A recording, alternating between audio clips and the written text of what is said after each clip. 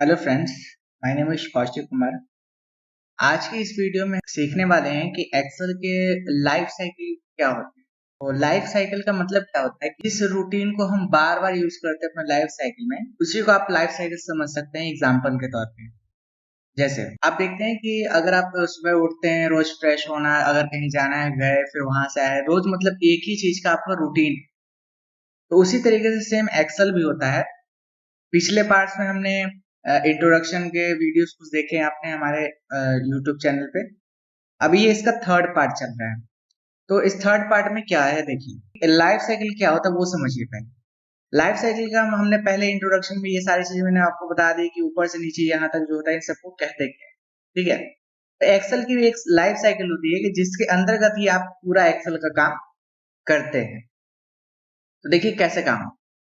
सबसे पहला जो एक्सेल के अंदर हमारे होते हैं ऑप्शंस, वो होते हैं सेल। पहला होता है सेल, फिर होता है हमारे पास रो, फिर होता है हमारे पास कॉलम, फिर होता है हमारे पास शीट, फिर उसके बाद होता है वर्कबुक, फिर इसके बाद होता है हमारे पास ऑप्शंस। ऑप्शंस जैसे आप यहाँ पे देखते हैं होम टैब, ये सब जो होते हैं टैब ऑप्शंस बोल सकते हैं इसको आप। इसके बाद होता है हमारे पास फॉर्मूला, और उसके बाद होता है हमारे पास फंक्शंस।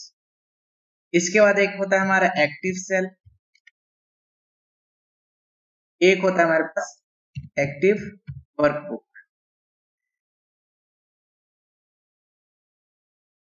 ठीक है, तो ये जो चीजें मैंने लिखी है, इतने ही चीजों में आप पूरा एक्सेल काम करता है।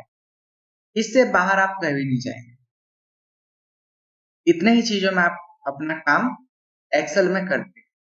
ठीक है, तो ये एक्सेल की पूरी लाइफ साइकिल, इसको क्या बोलते हैं, एक्सेल लाइफ। ह्यूमन का लाइफ साइकिल होता है, वैसे ही एक्सेल का भी लाइफ साइकिल। इसके बाद इसको थोड़ा सेंटर में कर लेते हैं। ठीक है, तो पहले समझिए क्या है सेल। सेल मैंने पिछले वीडियो में भी आपको समझाया था। सेल जो होता है वो हमारा ये जो एक सेल है, एक बॉक्स जो आपको दिख रहा है, इसको बोलते हैं सेल। ठीक है, मैं आपको इसका डेफिनेशन भी बताते जाऊंगा, साथ साथ आप इसको नोट डाउन भी कर सकते हैं। ठीक है, तो हमारा ये जो एक बॉक्स है इसको क्या बोलते हैं, सेल। ठीक है, इसके बाद रो है और क्या है, कॉलम्स है। तो सबसे पहले सेल का डेफिनेशन आप लोग लिख लीजिए। Intersection between row and column is called cell. ठीक है, तो पहला क्लियर हो गया। ठीक है, इसके बाद है हमारा दूसरा ऑप्शन रो। तो जो आपका यहाँ पे वर्टिकली जो होता है वो होता है आपका रो।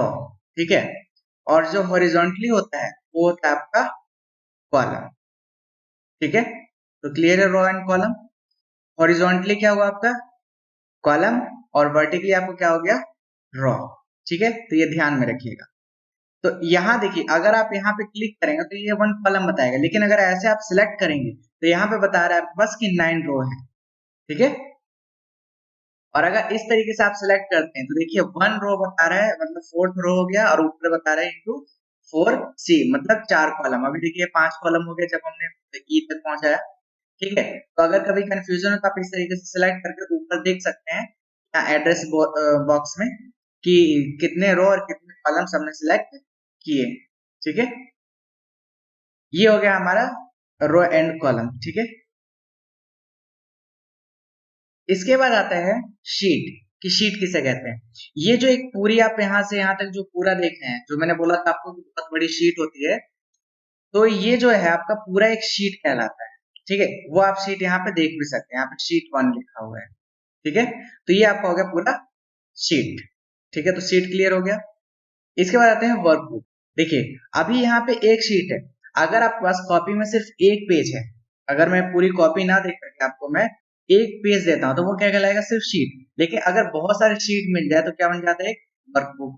तो सेम वही है, अगर आप यहाँ से बहुत सारी शीट्स ले लेते हैं, 5 6 7, ठीक है 10 शीट्स ले लेते हैं आप, और फिर एक ही बार अगर आप इसको सेव कर देते हैं तो ये क्या कहलाएगी, पूरी वर्कबुक। ठीक है, तो क्लियर हो गया। इसके बाद है ऑप्शंस। तो ऑप्शंस क्या देखे, जैसे आपने home, insert, page layout, formula, data, review और व्यू, ये सारे चीज आपने देखी। तो ये क्या है, ये सारे हैं ऑप्शंस जो आप यहाँ पे यूज करें, जैसे कलर फिल ये सब जो यूज करते हैं वो सारे क्या कहलाएंगे, ऑप्शंस। फॉर्मूला, तो देखिए फॉर्मूला किसे कहते हैं। जब हम कोई भी फॉर्मूला या फंक्शन स्टार्ट करते हैं तो उससे पहले हमने कहा था आपको इक्वल टू का साइन लगाते हैं, ठीक है। एग्जाम्पल के लिए लेके चलते हैं कि अगर आपने कुछ वैल्यू लिखी, जैसे 2 लिखा आपने, फिर यहाँ पे 4 लिखा और यहाँ पे 5 लिखा, ठीक है। अब इन तीनों को क्या करना है, प्लस करना है, इक्वल टू, और इसके बाद हमने इस वाले सेल को सिलेक्ट किया, मतलब क्लिक किया इस पे, प्लस का सिंबल लिया हमने, फिर हमने ये सेल पे क्लिक करा, फिर से हमने प्लस का सिंबल लिया और थर्ड पे क्लिक किया, ठीक है। अब तीनों सिलेक्ट हो गया, बस एंटर प्रेस कर दिया, टोटल आ गया, ठीक है। तो जो इस मेथड से हमने किया, जिसमें हमने सिर्फ सिंबल का यूज किया, प्लस का सिंबल लगाएंगे, अगर यहीं पे माइनस करना है तो माइनस का सिंबल लगा देंगे, डिवाइड करना है तो डिवाइड का सिंबल लगाएंगे, ठीक है। तो ये तो हो गया आपका नॉर्मली फॉर्मूला से यूज, ठीक है। तो देखा आपने कैसे लंबा टाइम लगा, इसका मतलब हर एक को पहले एक एक क्लिक करो, फिर प्लस का साइन लगाओ, तो ये हो गया आपका फॉर्मूला। अब बढ़ते हैं फंक्शन की तरफ। सेम यही चीज कॉपी कर लेते हैं, कंट्रोल सी से कॉपी और कंट्रोल वी से पेस्ट, ठीक है। अब यहाँ पे हम फंक्शन लगाने वाले हैं, तो ये था हमारा, किससे आंसर निकला हमारा, ये फॉर्मूला से। और जो नीचे हम आंसर निकालने वाले हैं वो निकाल रहे हैं फंक्शन से, ठीक है। अब फंक्शन कैसे, तो फंक्शंस क्या होते हैं, जो इनबिल्ट फंक्शंस जो होते हैं वो एक्सेल में पहले से ही होते हैं, ठीक है।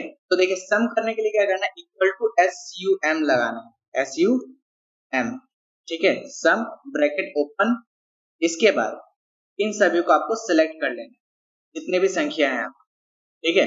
बस उसका ब्रैकेट क्लोज कर देना है, देन एंटर प्रेस कर देना है। देखिए दोनों में सेम आंसर आया, लेकिन दोनों में डिफरेंस है। डिफरेंस क्या है ये देखिए, कि इस वाले में आपको एक एक करके आपको प्लस करना पड़ा, एक एक नंबर पे क्लिक करना पड़ा, है ना। लेकिन इसमें क्या हुआ, बस आपको सम का फंक्शन लगाना है इक्वल टू करके, और इसके बाद जो भी नंबर है बस उसको सेलेक्ट करके एंटर प्रेस कर देना।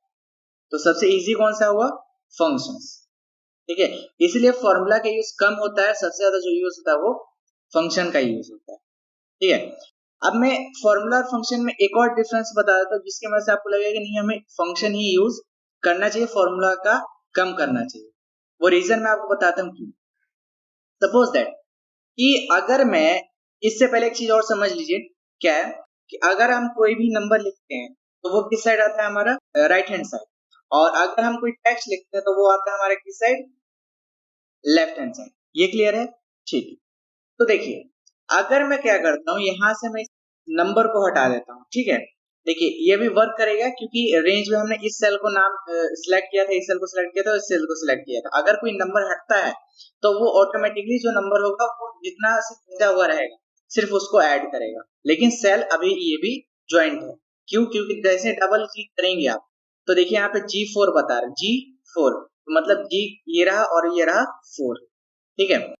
तो ये भी अभी इसी सेल के रेंज में, ठीक है। तो देखिए क्या होगा, जैसे कि अगर मैं यहाँ पे एक टेक्स्ट लिख देता हूँ, क्या लिख देता हूँ, टेक्स्ट, और उसके बाद बस मैं एंटर प्रेस करता हूँ, देखिए यहाँ पे क्या आ गया, एरर आ गया।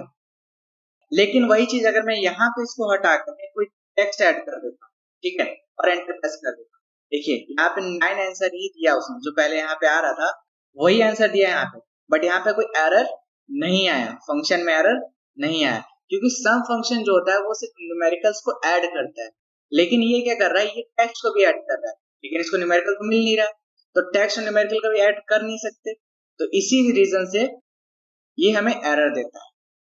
और यही बड़ा रीजन है जिसकी वजह से हमें फंक्शंस यूज करने होते हैं, फॉर्मूला का यूज कम करना, ठीक है। तो उम्मीद है ये समझ में आया आपको, फॉर्मूला एंड फंक्शन क्लियर है, ठीक है।